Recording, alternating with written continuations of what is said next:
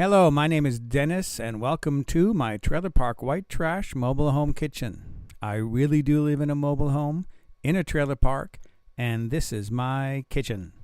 I have decided today I want to do a video on how to bone a chicken, or debone a chicken, fillet a chicken, however you want to refer to it.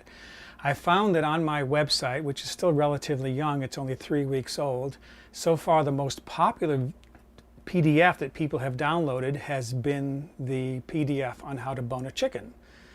A friend of mine suggested it might be the name, and that some people were disappointed when they got there, but you take your fame wherever you can find it. So I've got a lot of cookbooks. I've got several dozen cookbooks. Some of them are cookbooks that they actually use for teaching in culinary school. None of my books talk about how to debone an entire chicken. They'll talk about deboning a chicken breast, which is the easiest piece of meat to fillet. So I thought I'm going to make up for that big lack of teaching there, and I'm going to teach you how to actually bone an entire chicken. So I have here a 6-pound chicken. The first thing I want to do is get the inside stuff out that they always pack inside. I won't tell you what my dad tried to tell me this thing was when I was a little boy. Dirty old man. There's usually gizzards and, oh, look at that. This must be one of those genetically modified chickens. Okay, and then there's the liver, some extra fat. There's usually some gizzards in the heart in there. Okay, that gets the insides out. And then the first thing I want to do here is take off the chicken wings. The joint is down here underneath the breast meat, so you kind of have to work with your knife down inside to get to the joint. And you can just hear it popping right there. And then you just cut through the soft part of the joint, and that takes the wing off. Very simple. Same thing on this side, working down underneath that breast meat.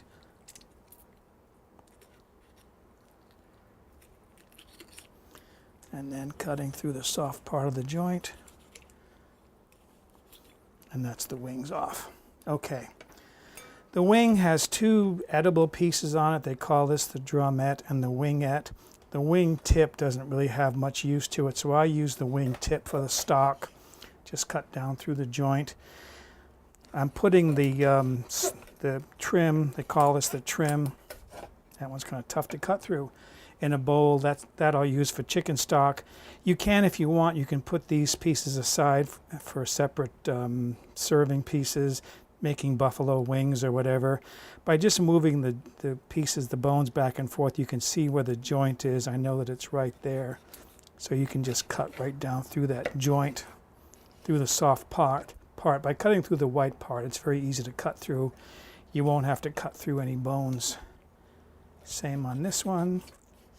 Cut right down through it, and that gets our wing pieces separated. Okay, the next thing is to remove the skin.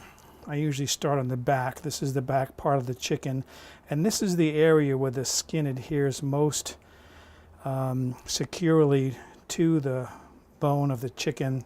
So I start at the tail and just cut right down to the neck to cut through the skin, and then I work the skin off along this area where it's, again, attached very securely. And once you get most of this area clear, then you can see the skin starts to loosen very easily. Comes right off. Okay, same thing on this side. Same thing on the other side. This is the breast part of the bird. Just cut right down through the skin, right down to the neck. And the connective tissue here is very easy to cut through. Once you get through it, you can just get your fingers underneath it and separate all of this off.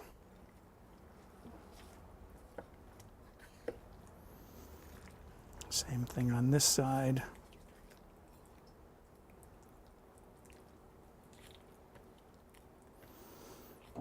Okay. The skin is going to adhere down near the opening here, down around the abdomen. And then another area where it secures, it attaches rather securely is right along the, get this separated. The back of the chicken thigh. Here's our thigh meat. I'll expose this for you. This is where the drumstick meat is. Right along the back of this chicken thigh is where the meat adheres. Once you get where the skin rather adheres. Once you get the skin separated there, then it'll pretty easily just pull right off the leg. So there's the skin off, one half of our bird, like that. Okay, so there is our skinless chicken. Next thing I want to do, clean this up a little bit, is separate the legs off. You could, if you wanted to, just go right straight down to the joint, but if I do that, I'm going to miss two nice pieces of chicken meat that attach to the back of the chicken. So I take a little bit more time and I get in there with my knife and I separate those pieces of meat. This other side I can do from this side. This is the part of the pelvic bone they call the ischium. I just work right along that to separate that meat. Then I can pop the joint and then cut right down through the soft part of the joint. And that'll take the thigh off. And this here you can see these two pieces of meat that would have been lost if I had just cut right down straight through the thigh. The thigh meat is, right down through the joint rather. The thigh meat is my favorite piece of meat, so I like to have as much meat on there as I possibly can. Now I've done so many chickens, I've done hundreds of chickens, I know where the joint is in here. I can feel it, it's right there. But I'm going to expose that for you so you can see where you need to cut between the two bones. There's the separation between the drumstick bone, and this white part is part of the thigh bone. So just get your knife in there and just cut straight down. And that makes it very easy to separate the two pieces of the leg. I debone all the pieces, so to debone the thigh, this is the nice smooth part of the thigh. This is the best looking part of the thigh, so I'm not going to cut through that.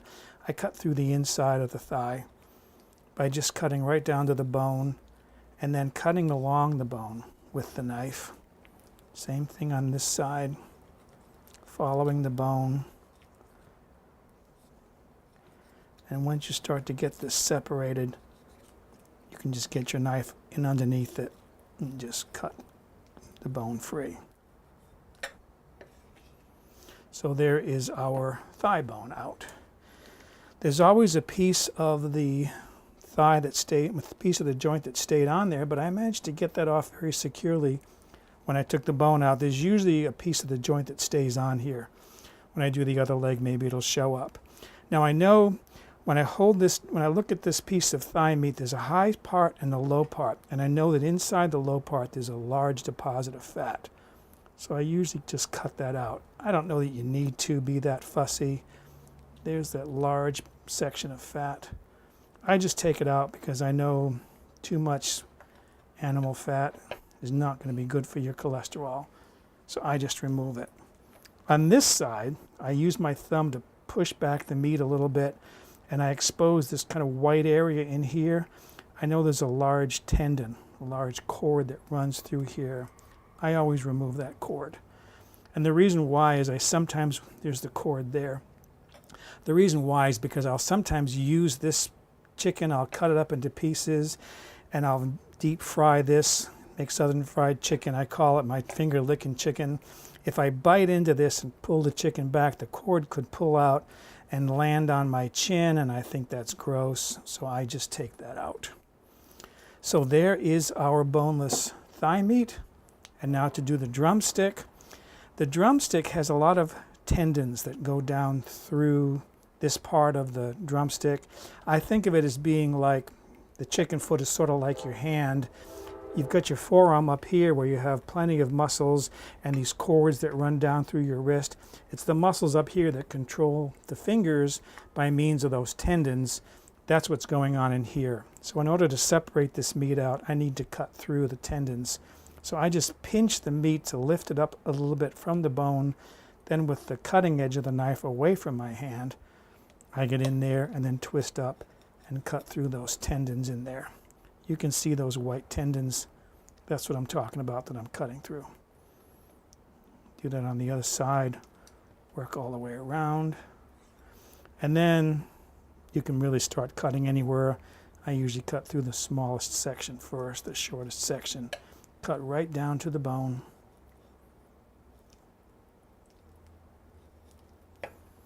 And then once you get down to the bone, then you just start, got more tendons there. Then just start cutting right along the bone to separate the meat from the bone. The joint here is rather a large area to work around, so it's a little bit more complicated than the thigh meat.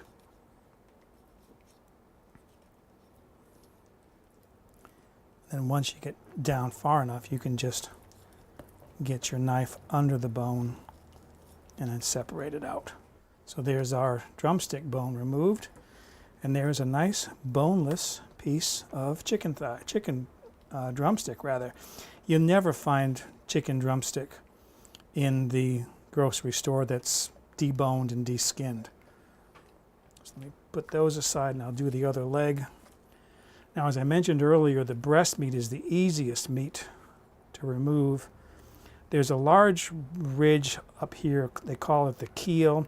The rib cage comes up and then it turns upward to form this large ridge here, this keel.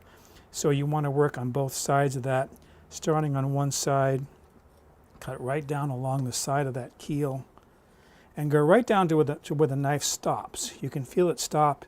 It's stopping down there on the rib cage. And down here is where the wishbone is. So I always expose the wishbone, then I get underneath it with the knife. There it is. And get the meat out that's underneath it. Like so. So you can see right there. Let me get this piece out of the way and you can see it. There's the wishbone right there. Then once you get underneath that, then you just work right down along the rib cage. This is an easy piece of meat to cut free.